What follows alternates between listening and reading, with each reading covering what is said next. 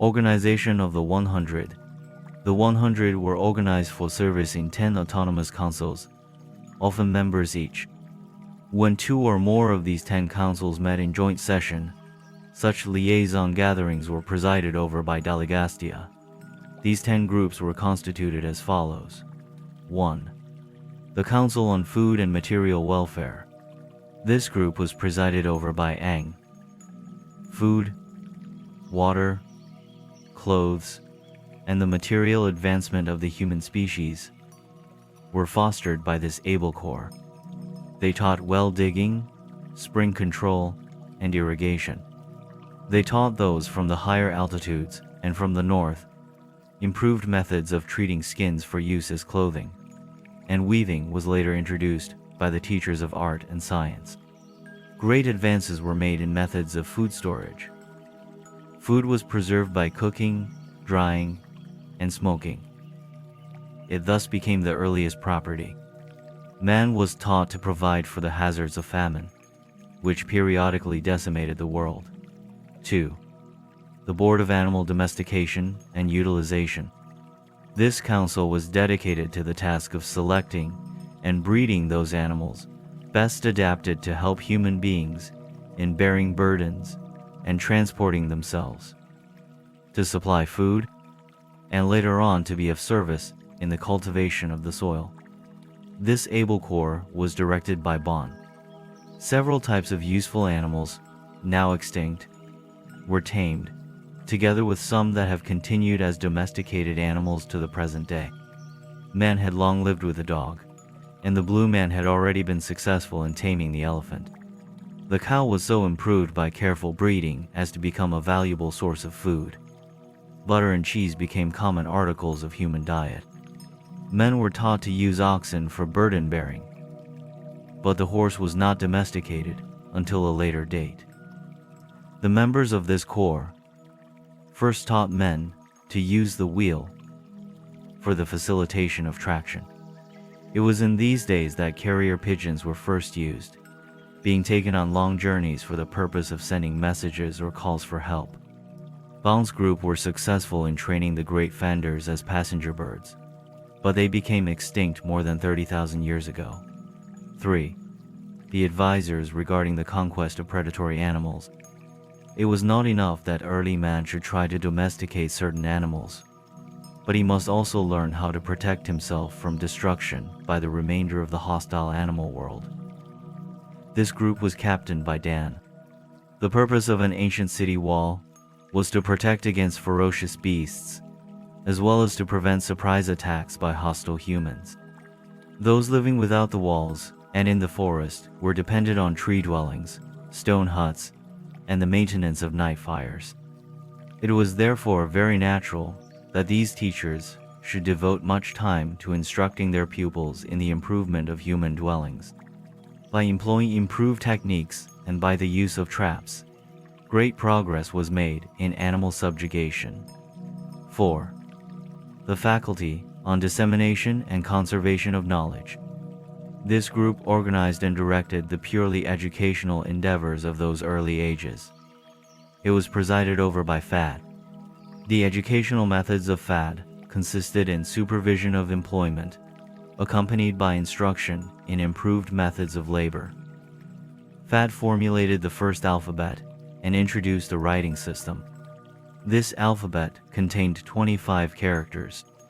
For writing material, these early peoples utilized tree barks, clay tablets, stone slabs, a form of parchment made of hammered hides, and a crude form of paper-like material made from wasps' nests.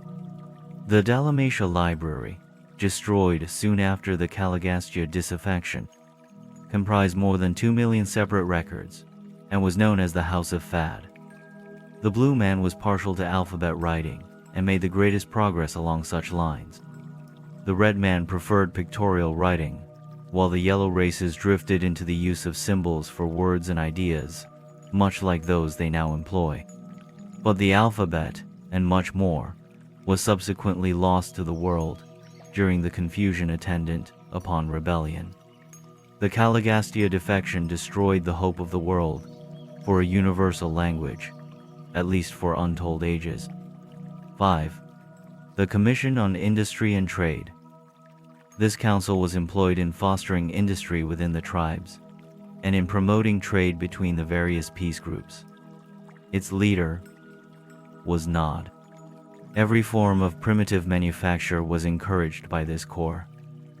They contributed directly to the elevation of standards of living by providing many new commodities to attract the fancy of primitive men.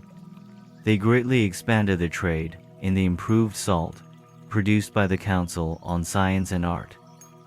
It was among these enlightened groups, educated in the Daligastia schools, that the first commercial credit was practiced.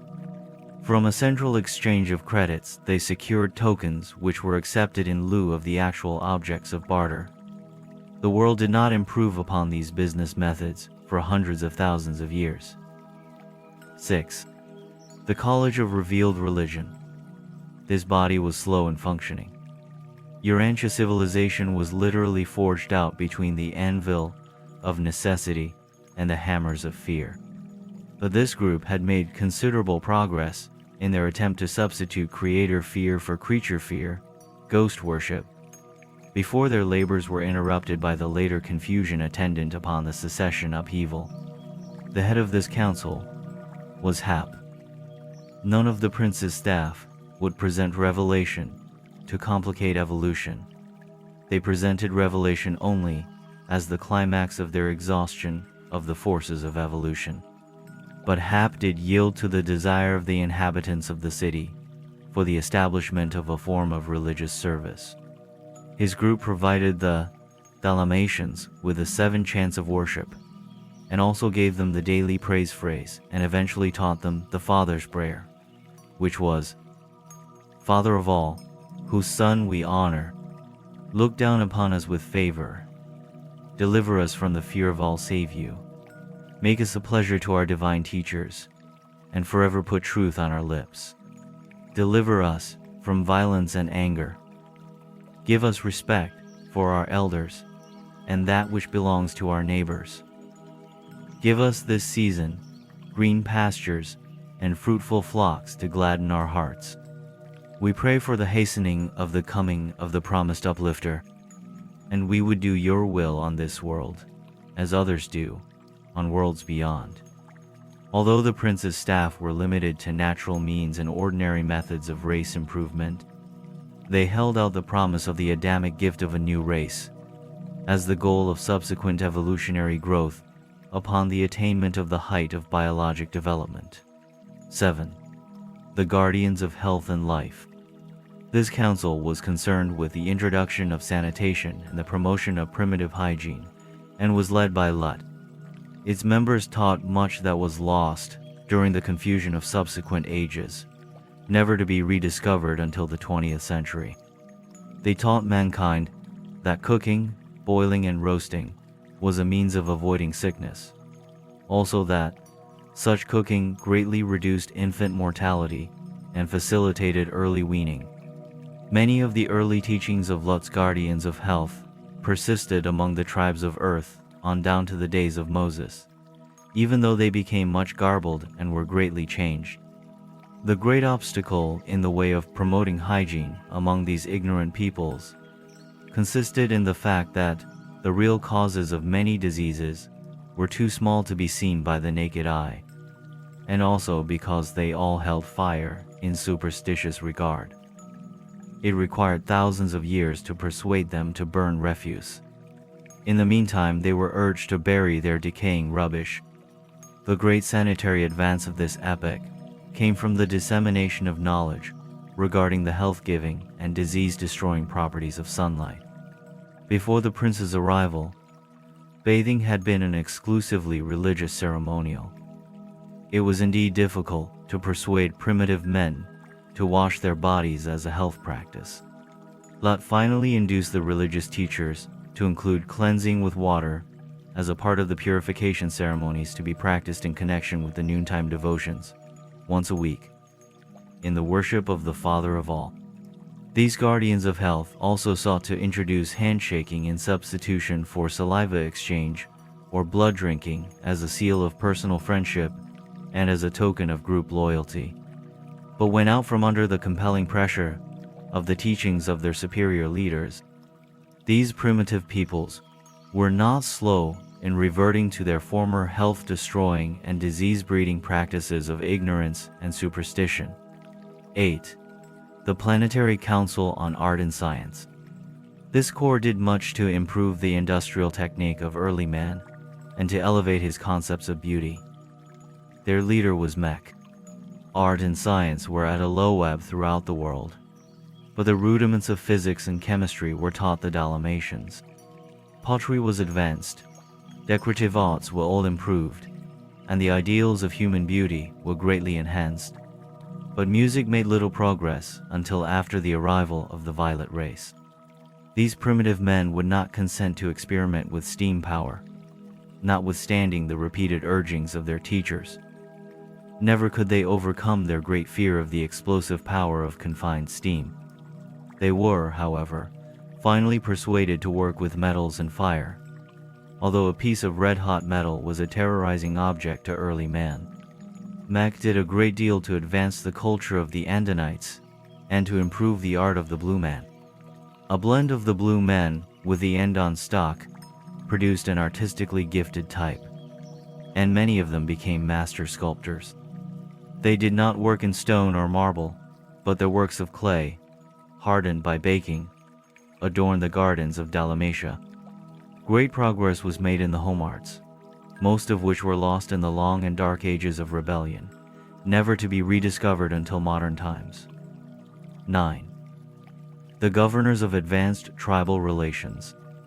This was the group entrusted with the work of bringing human society up to the level of statehood.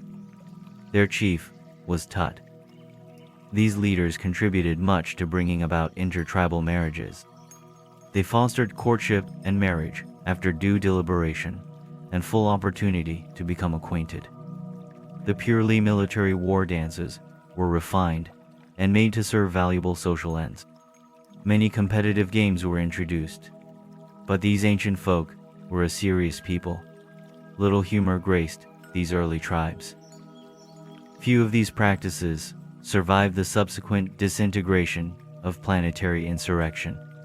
Tut and his associates labored to promote group associations of a peaceful nature, to regulate and humanize warfare, to coordinate intertribal relations, and to improve tribal governments. In the vicinity of Dalmatia, there developed a more advanced culture, and these improved social relations were very helpful in influencing more remote tribes.